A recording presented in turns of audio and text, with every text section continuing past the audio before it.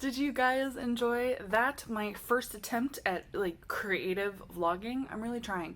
Welcome to this, my first ever reading vlog. Womp womp womp. Horn noises, if I can ever figure out how to edit those in.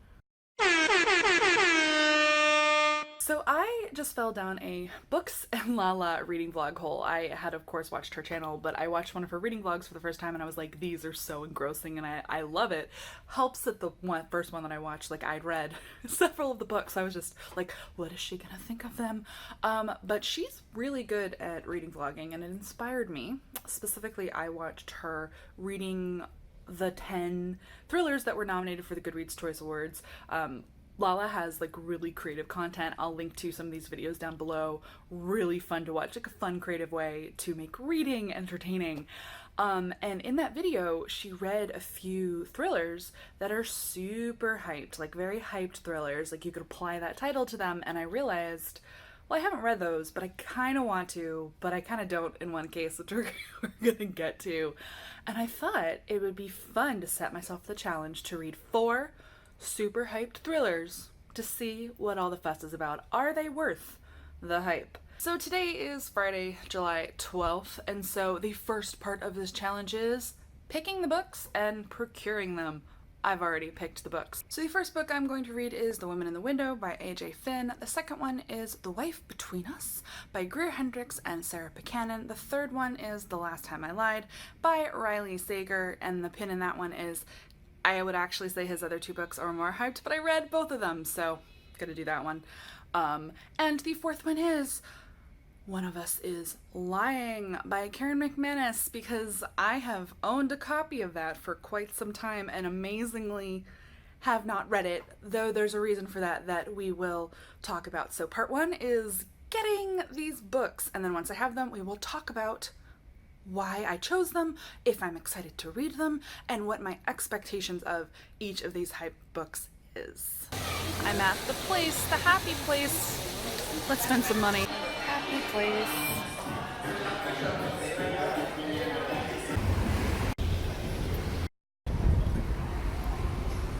Going to Target.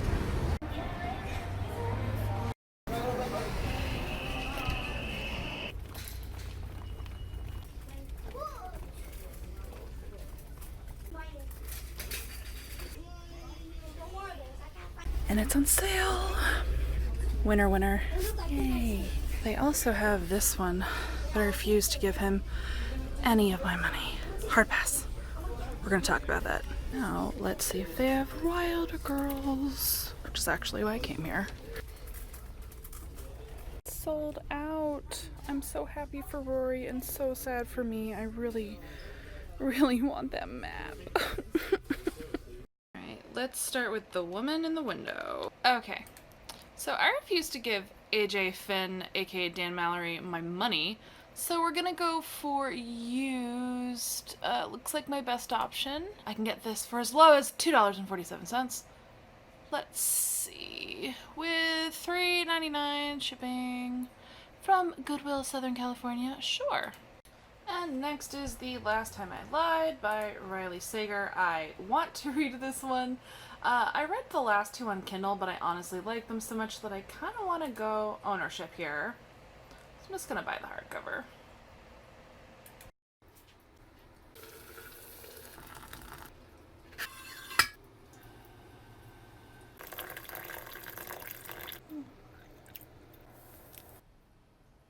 Good morning! It is now about 11:15. I've been nursing my coffee for a couple of hours. It's YouTube magic that I waited until I had my face on. So last night, I got to page 32 of The Wife Between Us, so I read the prologue and the first 3 chapters. So I now have a little better sense of the book, or at least what the book is right now, because the thing with something twisty like this is that you know it's all going to change. So I'm in part 1. The prologue was in first person from that nebulous character who hates the new young wife, but you don't technically know who it is, so twisty twisty. And then you get alternating chapters from Nellie, who is the young new wife marrying Richard, and her chapters are in third person. And then you get first-person chapters from Vanessa, who is Richard's ex-wife, the older wife, the one who was thrown over. She's like a sad divorcee. She's working in Saks, and you know that there's like stuff that went down in the marriage that contributed to it ending. Like, everyone thinks that he just like left her, but she has a secret, and Nellie has a secret. Nellie has a secret past life that's hinted at. She's a preschool teacher, so her chapters are like day in the life. She's got parent teacher conferences and she has dinner with Richard. So I'm just really at the like very beginning of like, who are these people and what is going on? And of course, because I know the book has a twist, this is the double-edged sword of reading a good thriller. When you know it has a good twist, I'm reading for the twist. I am indeed. And so I've definitely, you know, I've got my spidey senses up. I'm looking for everything. I'm like, could Nellie be a nickname for Vanessa? Are they the same person? I don't think so far, but look, cat in lower hand corner. Hi. He's a good boy. But yeah, I'm basically reading for a twist. Yeah, but so far so good. Writing is, you know, nothing special so far, but in a good commercial thriller, that's what you want. You want it to be just good writing that's easy to read. So far so good. I like both the third person and the first person perspectives. Neither of the women are, you know, too over the top or annoying. So thus far they seem like protagonists that I'm cool to follow, and I'm looking forward to reading more. I am hanging out with a friend today, so I'm going to read more of this on the train there and back. And I'll report in once I'm a bit further in. Might check in like once I get to the first twist, and it's inevitable that I will get to the first twist, probably at the end of part 1, which would perfectly put us right into act 2. Fun fact, thriller models, you should have your first twisty thing at about the 30% mark, so that's about the break into 2. Ding ding ding. Ex-wife is an alcoholic. I should make a bingo list with thriller tropes. Okay, and another quick introduction. This book is doing that thing that I really hate in women's fiction in general, where the super skinny character talks about how she got fat. This character in this book at this point has lost weight, so she's a size 4, and I'm like, what does fat mean? A 6? An 8? Kill me.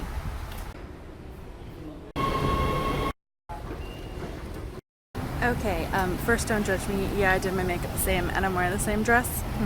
I'm at about a page 120 and things are really starting to come together for me now. I'm seeing little threads and hints and sleight of hand, and I think I know the twist. If I'm right, I'm both impressed and annoyed because in order for it to work, there's going to be some logical flaws. I don't want to spoil it for you, so that's why I'm being a little bit coy. But, we're gonna see how I feel. And I'm hesitant to say logical holes. There's going to be a little bit of narrative cheating is actually how I would put it. If it's true. Or they're pulling off an even more brilliant twist that I don't see coming. So stay tuned.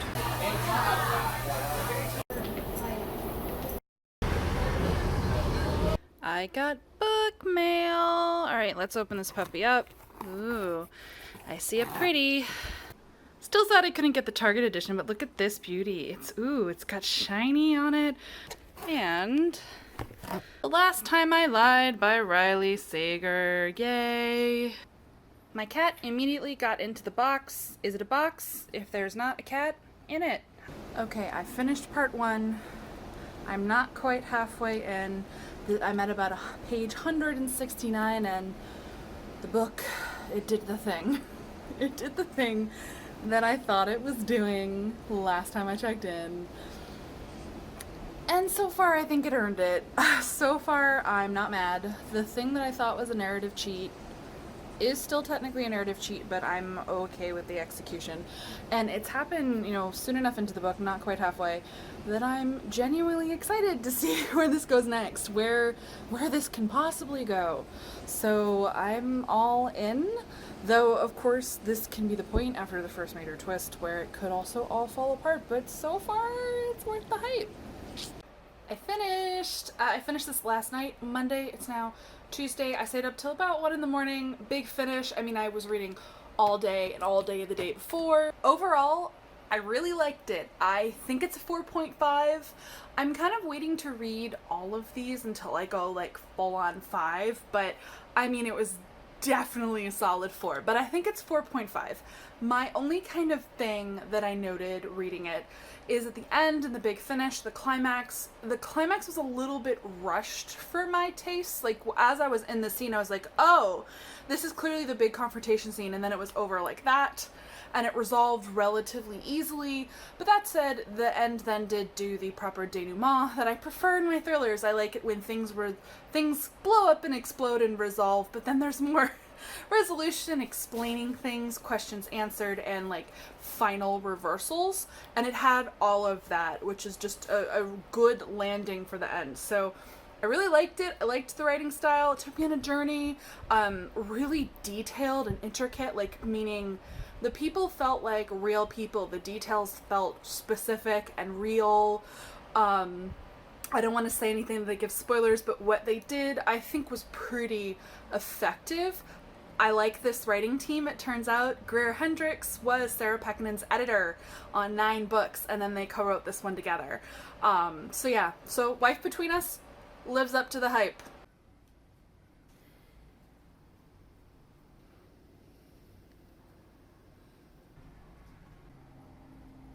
Hey, it's Thursday. It's been a few days. I ended up reading a book that I'm blurbing, baby's first blurb, Dangerous Alliance by Jenica Cohen. It's basically like a Jane Austen historical romance. It was really good, and I decided just to kind of read the whole thing instead of like doing a little bit of that and a little bit of the thrillers. But I'm back. So tonight I am starting The Last Time I Lied, finally. And look what I got in the mail. The price actually ended up dropping to $2.19 for this book, so what a steal, and it's actually in really good condition. And I just thought I'd put on a little bit of makeup. I've been wanting to try this hot pink eyeliner I bought, but look, you can't even really see it. It's not really hot pink, it's like a pastel. So kind of mixed review there. And I am going to keep you in suspense on the backstory on this one and why I refused to pay full price for when I start to read this one. This is going to be book number 3 in the reading vlog. But I'm going to start Last Time I Lied tonight, because you know I read before bed, so I'm going to start it tonight. Tomorrow I'm getting my hair done, so I'm going to get a nice trim. I'm going to cut at least 2 to 3 inches off it, thank God, and get my color refreshed so it'll be nice and bright and red the next time you see me. So this is going to be great for reading on the bus and at the salon while like my color is processing. All I know about this is that it's set at a summer camp, like it's some people, there was like a murder at summer camp when they were teenagers, and they're going back to camp, and like creepy stuff happens and it's solving the murder. So that's what I'm kind of expecting from this one, and I can't wait to try it. Final Girls was a pretty straightforward thriller, and Lock Every Door is a gothic, so I'm curious to see kind of what the tone and approach of this one is.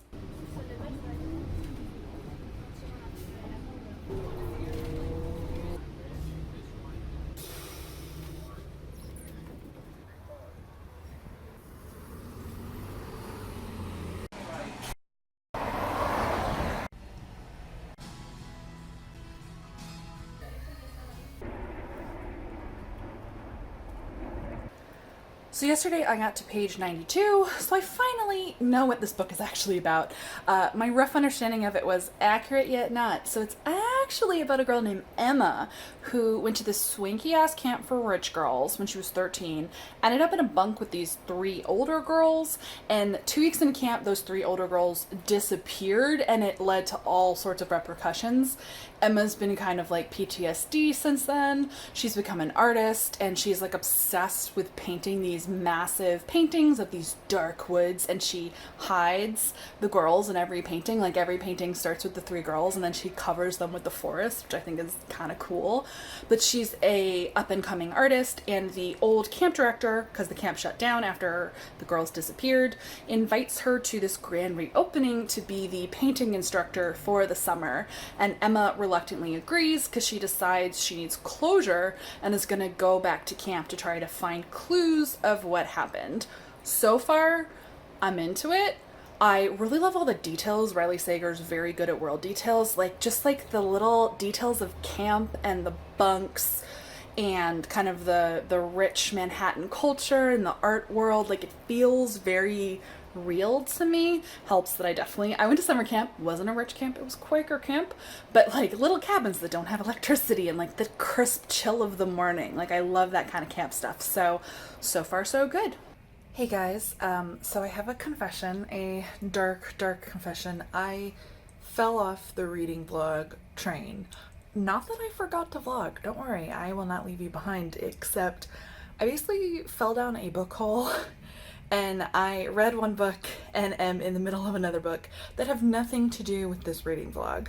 Don't watch true crime documentaries on the weekend, kids, because all of a sudden you're gonna be like, I want to read books about this. So I have fallen down a true crime hole, which kind of fits the thriller theme, but they don't fit into this reading vlog, which is why it's been almost a week and I have not touched Lock Every Door. So the next time you see me, I will have actually read a chunk of that book. I strongly suspect it's a book that once I pick it up again when I'm done with the true crime book that I'm reading right now, that I will breeze through it very, very fast. So just this is so you know why there's a huge time jump. You're like, why weren't you reading? Do you not like it? No, I like it. I just watched a very infuriating documentary about Scott Peterson, and I was like, I need to read books about this. He killed her. I don't like this apologetic, like, he could be innocent BS, so I'm reading some true crime books about that right now. They will be in my reading wrap-up if you want to hear about them, rather than in this vlog.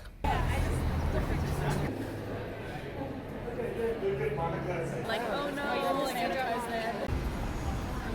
I'm halfway into the third act of a Riley Sager novel, which means the heroine is about to have sex with someone she shouldn't have sex with. It never ends well. Why?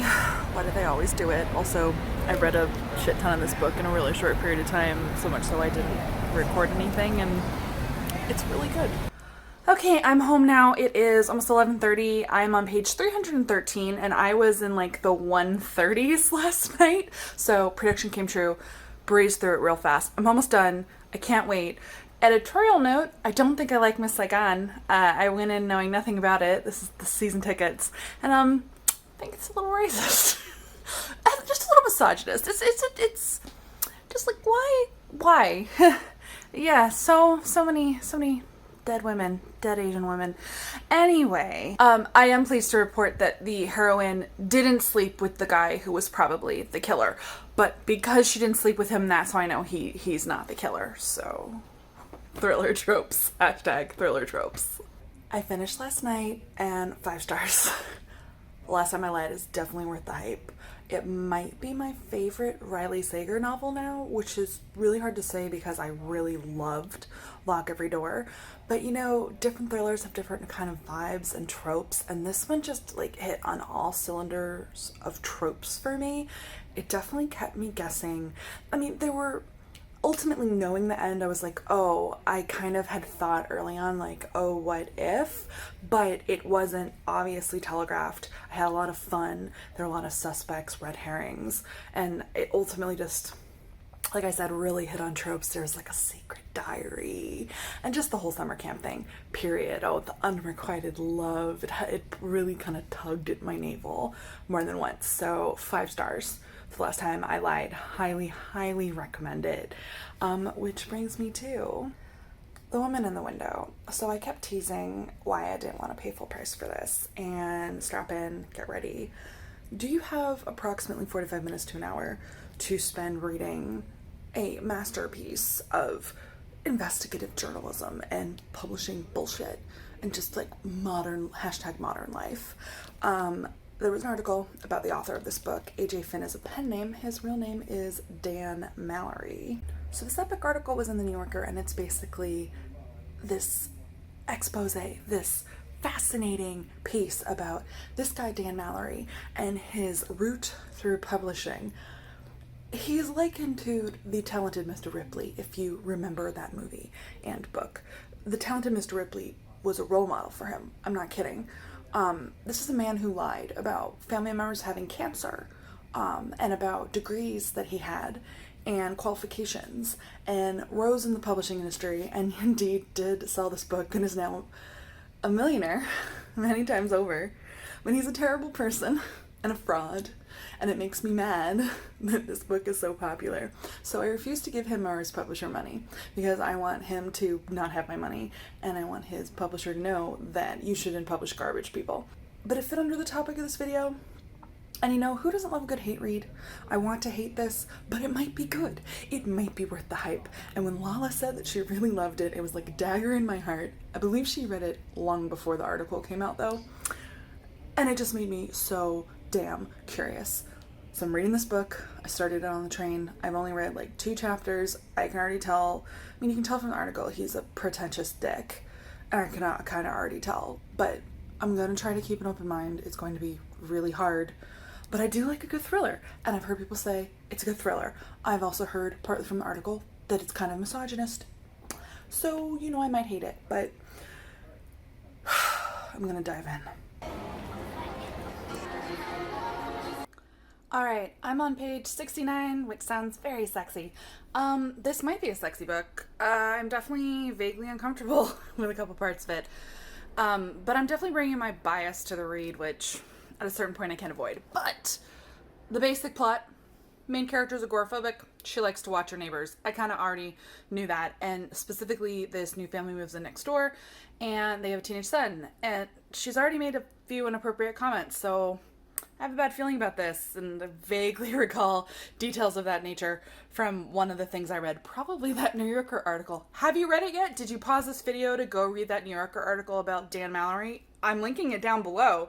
I think you should read it. It's fascinating.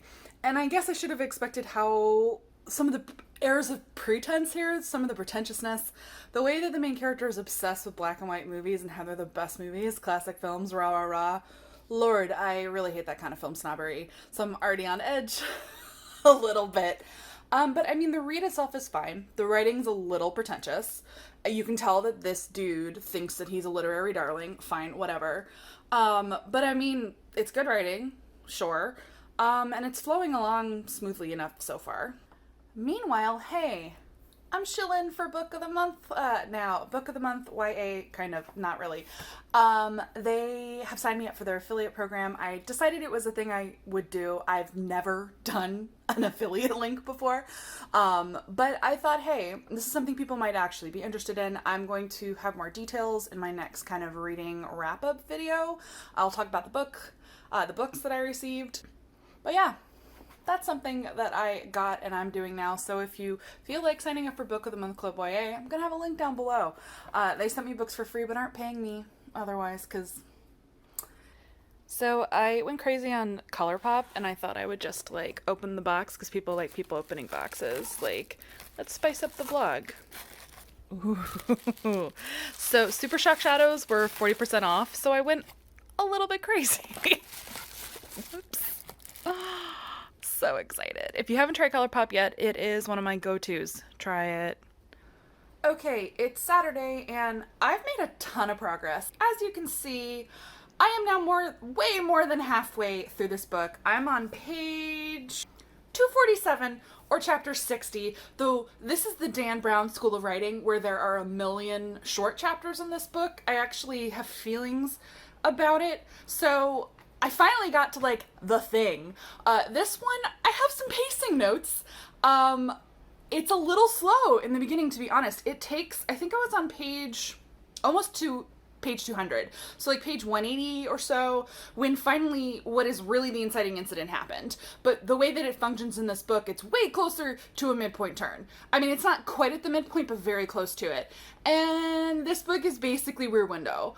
Which I kind of knew, but I couldn't remember. Like, I feel like I had been spoiled for the book before, but I couldn't remember what it was that she saw from her window. So she finally saw the thing, and everyone's gaslighting her and treating her like she's crazy. Cat. Oh gosh, like, once I started there, it was like, zoom. I obviously read quite obsessively last night.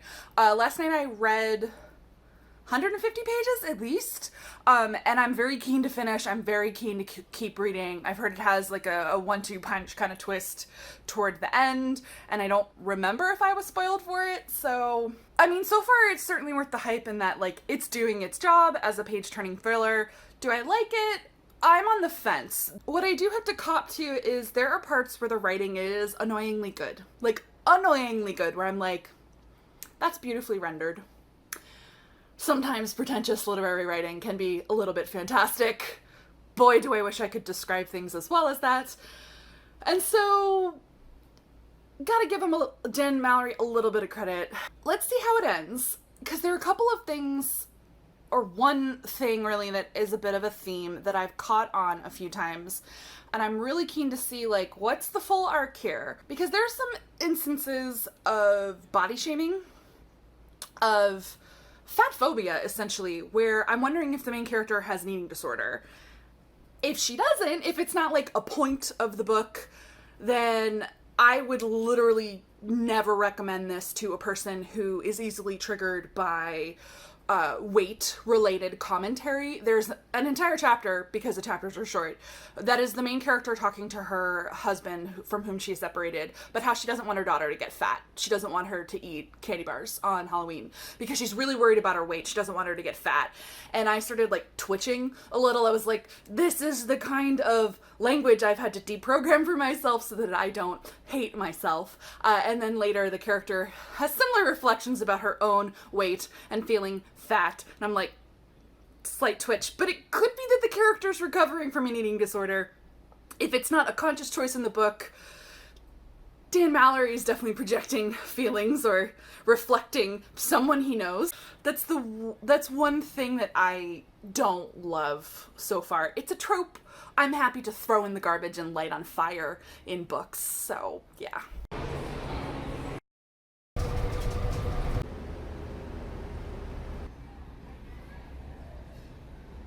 So I'm in Pasadena to celebrate something with a friend.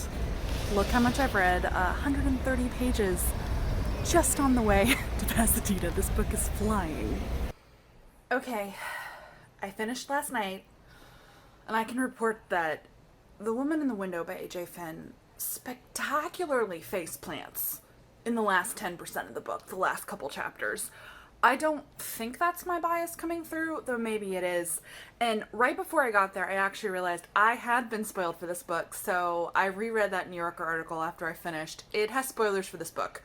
So if you don't want to be spoiled, don't read it. But here's the thing. The reason I was able to completely forget that I knew the twist of this book is it is so poorly foreshadowed, so poorly laid out, set up, for reasons that I'll talk about.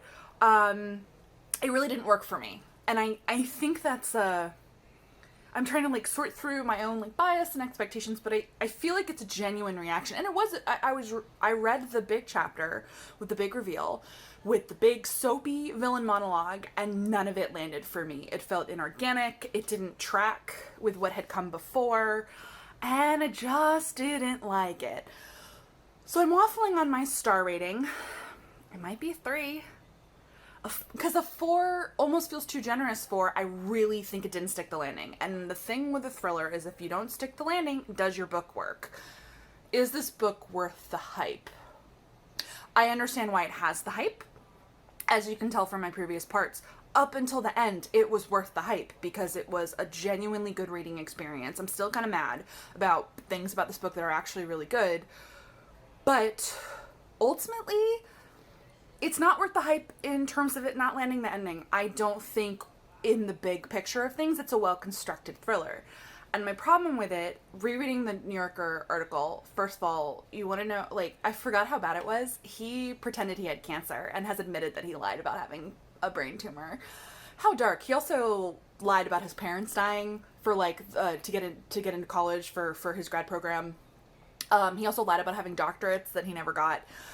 Real piece of work, but they really kind of accurately like nailed what I feel, which is it hits all of the beats of a thriller. It feels like a paint by numbers thriller, to be honest, right down to the twist, but the character work isn't there. Thinking about it, like really sitting in it, and I'm going to do an in-depth review of all of these with probably spoilers in my monthly wrap-up, in my reading wrap-up, so you can like watch that, keeping the spoiler free. But thinking about it, I had to ask myself, is Anna, the main character, does she feel like a real character? Does she feel like a real person? And ultimately, I don't think she does. The killer, the twist person, doesn't feel like a real person or a real character. really ultimately no character in this book feels like a real whole well-drawn person. And I think because I'm pretty sure AJ Finn is a narcissist, does have a personality disorder, ultimately for me, none of these people work as well-drawn human beings who I believe have real personalities and feelings about things. And I read for character. Character really matters for me. But also, I don't think you can land a twist where with a character who isn't what they seem they are, which is the thing you do in thrillers. That's how it is. I don't think you can land that if you don't nail your characters. So, technically worth the hype, theoretically, for like 90% of the book, but ultimately not worth the hype because I don't think it worked.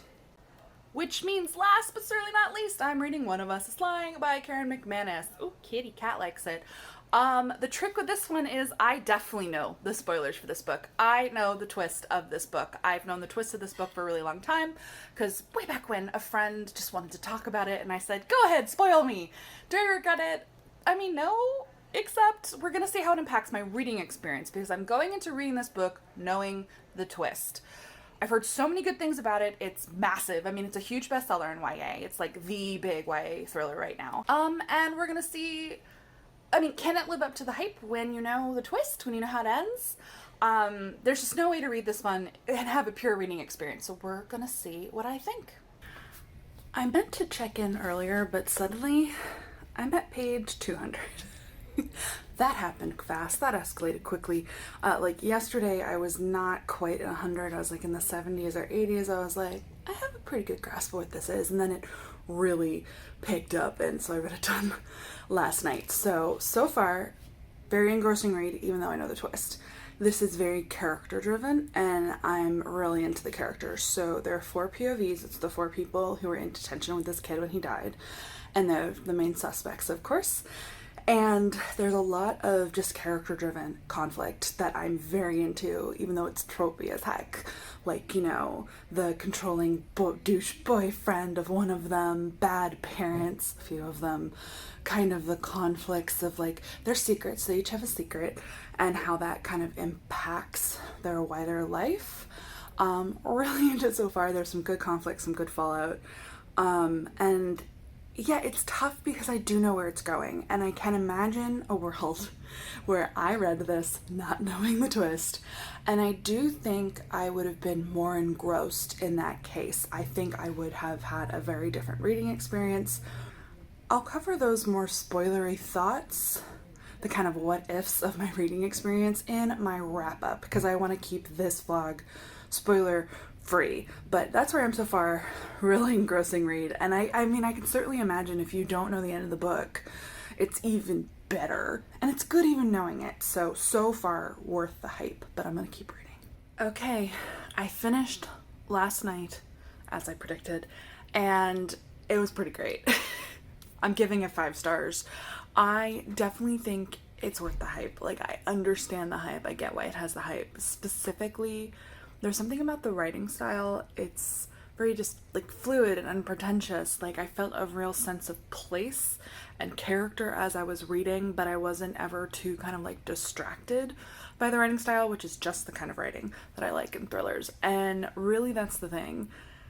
It's all about character in this one. I ended up really liking the 4 POVs, and like I have trouble kind of choosing my favorite, though I think I'm gonna go with Addie. Kind of the common thread, like, you know, I looked up some reviews finally, is that she has the best character growth, and I completely agree.